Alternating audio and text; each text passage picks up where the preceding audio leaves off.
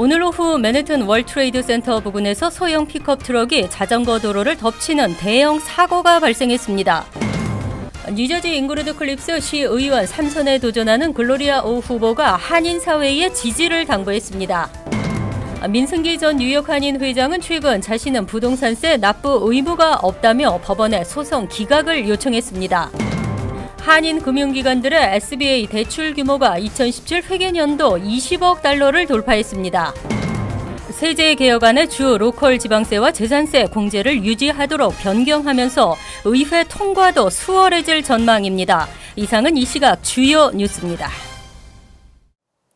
여러분 안녕하십니까? KBN 뉴스입니다. 오늘 오후 맨해튼 월드 트레이드 센터 부근에서 소형 픽업 트럭이 자전거 도로를 덮치면서 최소 8명이 숨지는 사고가 발생했습니다.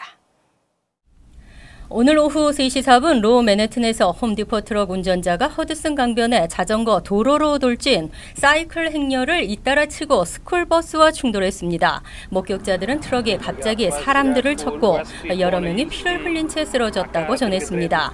일부 목격자는 용의자가 차량에서 내려 보행자들을 상대로 총격을 발사했다고 말했지만 뉴욕 경찰은 용의자의 총기는 모조품이라고 밝혔습니다. 용의자는 출동한 경찰이 발사한 총에 맞고 검거됐습니다. 정확한 사상자 수는 집계되지 않은 가운데 현재까지 8명이 숨지고 10여 명이 부상한 것으로 전해지고 있습니다. 뉴욕 경찰은 공범이 없는 단독 범행으로 보고 있으며 현장 일대를 전면 폐쇄하고 자세한 사건 경위를 조사 중입니다. 또한 뉴욕시 전역에는 경찰들이 추가 배치됐습니다. 뉴저지 잉그루드 클립스 시의원 3선에 도전하는 글로리아 오 후보가 한인사회에 지지를 당부했습니다. 오 후보는 잉그루드 클립스 한인사회는 지난 6년 동안 많은 변화와 함께 타운 행정에 엄청난 기여를 했다며 이번 선거도 한인 후보가 당선될 수 있게 해달라며 지지를 호소했습니다. 보도에 지한샘 기자입니다. 지금으로부터 6년 전인 지난 2011년 잉그루드 클립스 시의원 선거에서 4명의 후보 중 1위로 당선돼 타운 최초의 한인 시의원이 된 글로리아 오. 글로리아 오 의원이 이번 선거에서 3선에 도전합니다. 오 후보는 자신의 임기 동안 잉그루드 클립스에 많은 변화가 있었다며 특히 한인들의 정치 참여를 꼽았습니다. 5,000명 정도 분이 없어요, 주민들이. 그런데도 불구하고 지난 지금 6년 동안 제가 처음 나오고 난 다음에 2년 전에 또 우리 공화당 쪽에 또 그 시의원이 또 하나 생기셨잖아요. 박시원이라고. 그 다음에는 또 작년에는 또 민주당 쪽에서 또 한인 시의원이 또 생겼습니다. 그래서 6명 중에 지금 3명이 한국 사람이고요. Korean American. 오 후보는 불필요한 행정직을 없애는 등 낭비적인 지출을 줄여 세금을 절약하고 타운의 투명성을 높이기 위해 노력하겠다는 공약을 내세우고 있습니다. 한인 경찰관도 더 늘리겠다는 계획입니다. 오 후보는 이번 선거에서 공화당이 승리할 경우 6명 시의원 중 5명이 공화당이 된다며 권력 견제를 위해 자신과 에드 아베레사 후보에게 투표해 줄 것을 당부했습니다. 왜냐면 지금 저희가 요번에 민주당 쪽에서 시스 킵 못하면 공화당 쪽에 지금 5분이 되고 앨런 파기라고 민주당 시의원 하나만 민주당이에요. 그러면은 공화당이 너무너무 그 파워가 세지기도 하고. 잉그루드 클립스는 2명을 뽑는 시의원 선거에 오 후보를 비롯한 4명의 후보가 도전하고 있습니다. 선거일은 11월 7일입니다. KBN 뉴스 지한샘입니다. 민승기 전 뉴욕 한인 회장에 대해 공금 19만 달러 유용, 부동산세 체납 31만 달러 소송이 진행되고 있습니다. 민 회장은 최근 자신은 부동산세 납부 의무가 없다며 소송 기각을 요청했습니다. 지난 26일 민승기 전 회장은 변호사를 통해 법원에 답변서를 제출하고 소송을 기각해 줄 것을 요청했습니다. 답변서에 의하면 민 회장은 뉴욕 한인회관 부동산세와 관련된 어떠한 계약도 위반한 적이 없으며 뉴욕 한인회에 손해를 끼친 사실도 없다고 주장하고 있습니다. 페리어 변호사는 뉴욕 한인회가 제기한 소장에 피고인이 계약을 반드시 이행해야 한다는 사실이 포함되어 있지 않다며 뉴욕 한인회 회칙을 증거로 제시 제시했습니다. 당시 회 측의 뉴욕 한인회관의 부동산세 신고 등과 관련한 회장의 책임 부분에 대한 뚜렷한 세부 조항이 명시돼 있지 않았기 때문에 민 전 회장의 책임이 아니라는 주장입니다. 하지만 뉴욕 한인회 측은 민 전 회장이 직접 서명한 회관 채무 보증각서와 재정 보증서를 근거로 반박하고 있습니다. 실제 민 전 회장이 2013년 회장 선거에 입후보할 당시 서명하고 제출한 회관 채무 보증각서에 의하면 회장에 당선돼 회장직을 맡을 경우 임기 동안 뉴욕 한인회관의 모든 채무에 대한 책임이 본인에게 주어진다는 것을 확인하고 동의했습니다. 뉴욕 한인회 측 재무 부분에도 뉴욕 한인회관 재정과 관련한 모든 것은 회장이 책임지도록 명시되어 있습니다. 한인회 관계자는 민 전 회장은 유용한 공금을 전부 한인회에 납부하고 동포사회에 사죄해야 한다고 말했습니다. 한인 금융기관들의 SBA 대출 규모가 강세입니다. 2017 회계년도 20억 달러를 돌파했습니다. 연방중소기업청은 최근 2017 회계년도 SBA 대출 통계를 발표하고 전국의 한인 19개 금융기관들이 2017 회계년도 1년간 21억 6,257만 3,500달러 대출을 기록했다고 밝혔습니다. 총 대출 건수는 2,411건으로 나타났습니다. 전국적으로는 1,989개 금융기관이 SBA 대출을 한 것으로 나타났으며 15개 한인 금융기관은 주류 은행들을 압도하며 대출 규모에서 상위권에 올랐습니다.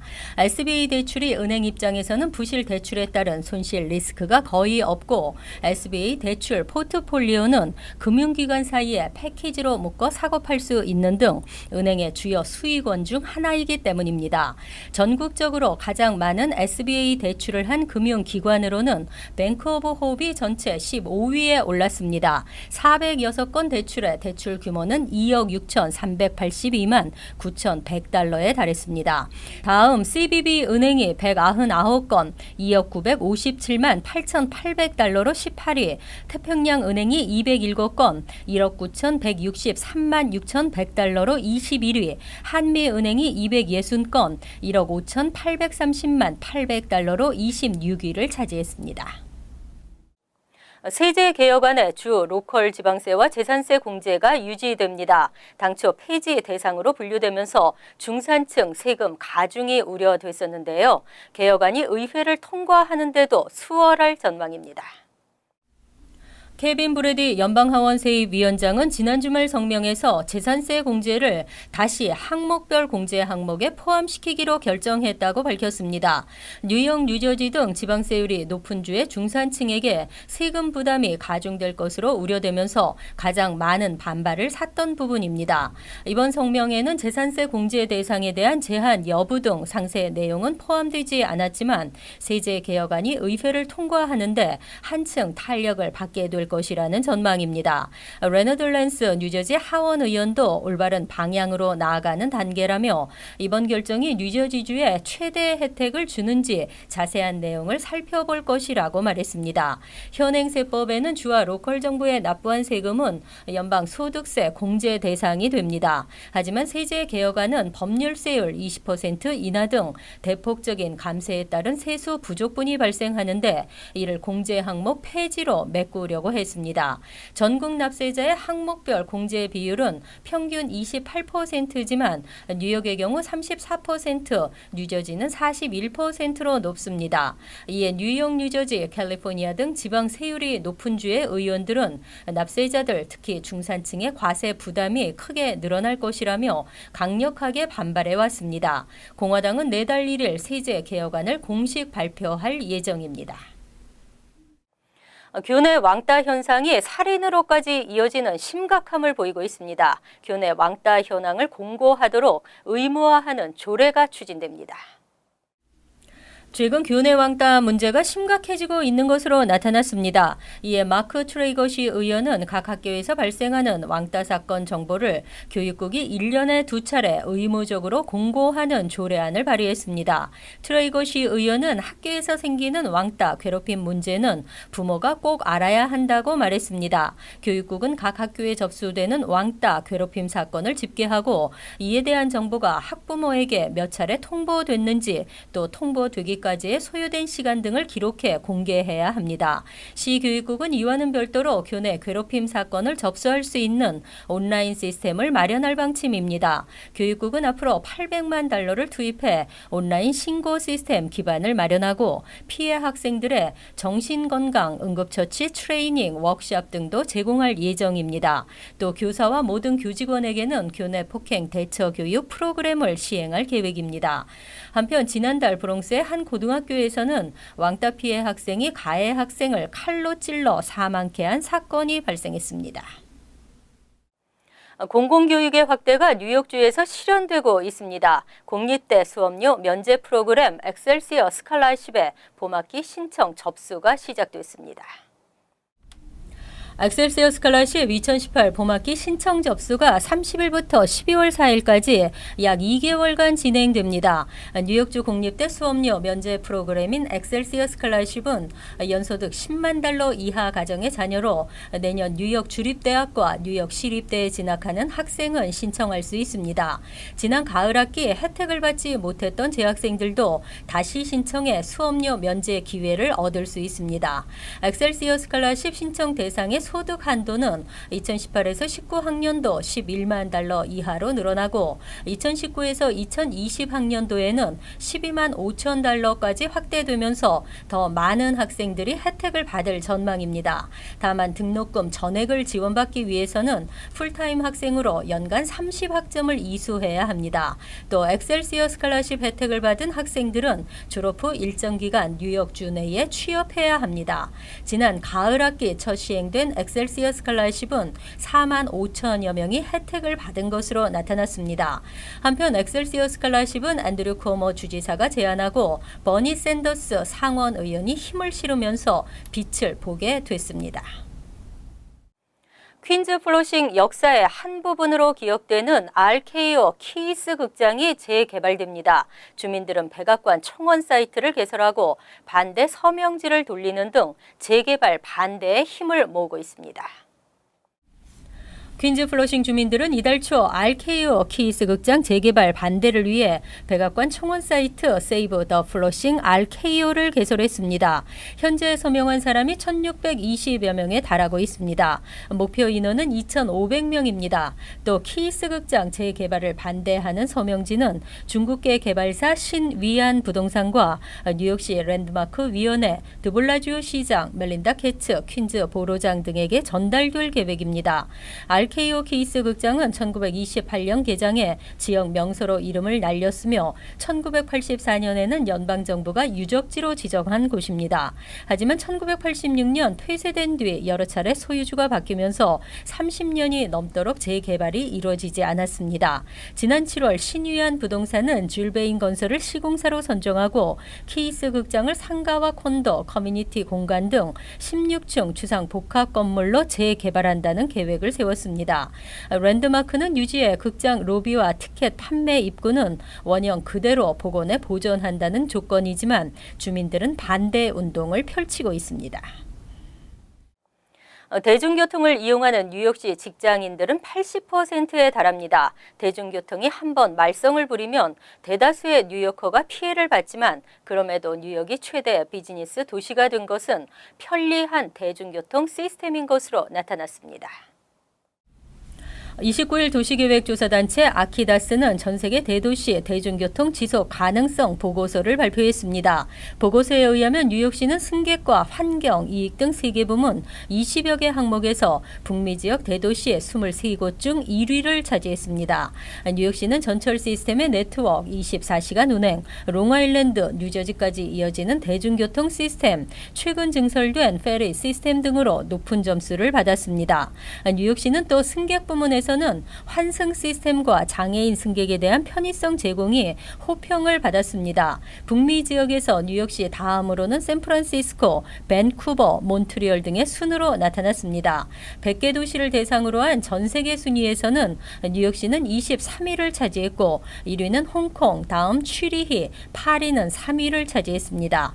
한편 서울은 49억 4천만 명, 하루 평균 13,000명이 지하철과 버스를 이용하면서 4위에 이름을 올렸습니다.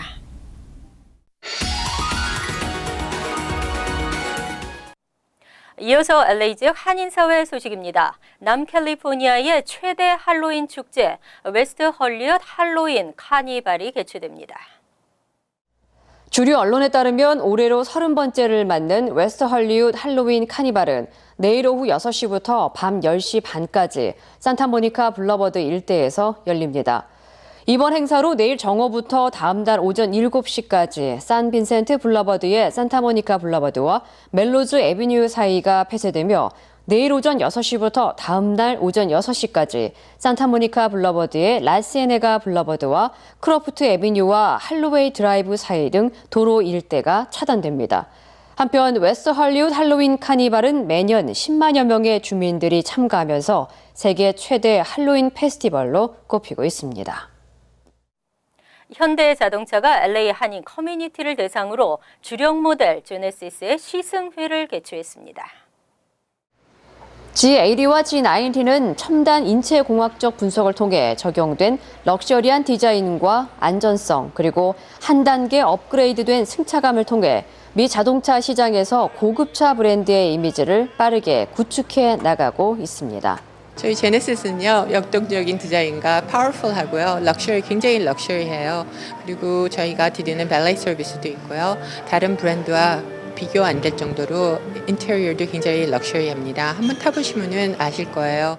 한편 현대차는 오는 2020년까지 SUV를 비롯한 제네시스 브랜드의 차종을 순차적으로 출시하고 미국의 고급차 브랜드 선점에 더욱 박차를 가할 계획이라고 밝혔습니다. 간추린 소식입니다. 저소득 증식비 지원 프로그램 푸스탬프의 가입이 급감하고 있습니다. 연방농무부가 최근 발표한 통계에 따르면 지난 7월 기준 푸스탬프 수혜자는 4,120만 3,721명으로 집계됐습니다. 이는 지난 5월보다 30만 명, 트럼프 대통령이 취임하기 전인 지난 1월과 비교해서는 150만 명 줄어든 것입니다. 트럼프 행정부의 이민 단속 강화, 연방정부의 규제 강화 등이 감소 원인으로 지목됐습니다. 뉴저지 주지사에 도전하는 필 머피 민주당 후보의 딸 엠마 머피가 30일 팰리세이드 팍을 찾아 필 머피의 공약을 소개하고 한인사회 관계자들과 면담했으며 한인사회 의견을 전달하겠다고 약속했습니다. 하지만 당초 이날 방문은 머피 후보의 아내가 참석하기로 돼 있었습니다. 뉴저지 한인회 박은님 회장은 머피 후보와의 정식 간담회를 요청할 계획이라고 밝혔습니다. 최근 신입생 감소 문제를 겪고 있는 웨스턴 커네티컷 주립대가 2018년 가을 학기부터 뉴욕주와 뉴저지주 학생들에게 거주민 학비 혜택을 제공합니다. 거주민 등록금 혜택은 신입생들은 물론 재학생들에게도 적용됩니다.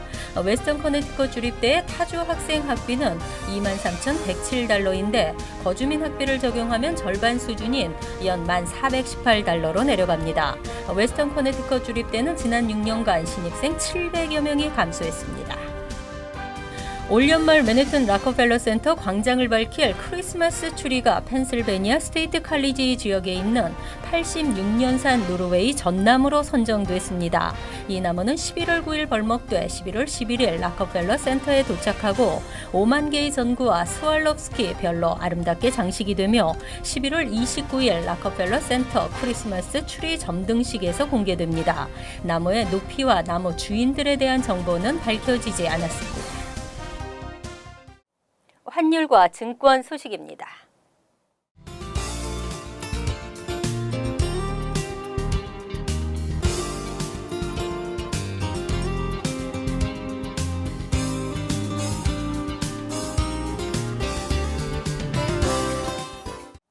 이어서 날씨입니다. 수요일은 간간히 구름이 끼는 대체로 맑은 날씨를 보이겠습니다. 낮 최고 기온은 55도, 섭씨 13도, 밤 최저 기온은 52도, 섭씨 11도로 예상됩니다. 목요일은 오전 중 한 차례 소나기가 내릴 수 있고 대체로 흐린 날씨가 이어지겠습니다. 금요일은 기온이 올라가겠으며 오후에는 지역에 따라 소나기가 내리겠습니다. 이상으로 KBN 뉴스를 마칩니다. KBN과 함께 편안한 하루 되시기 바랍니다.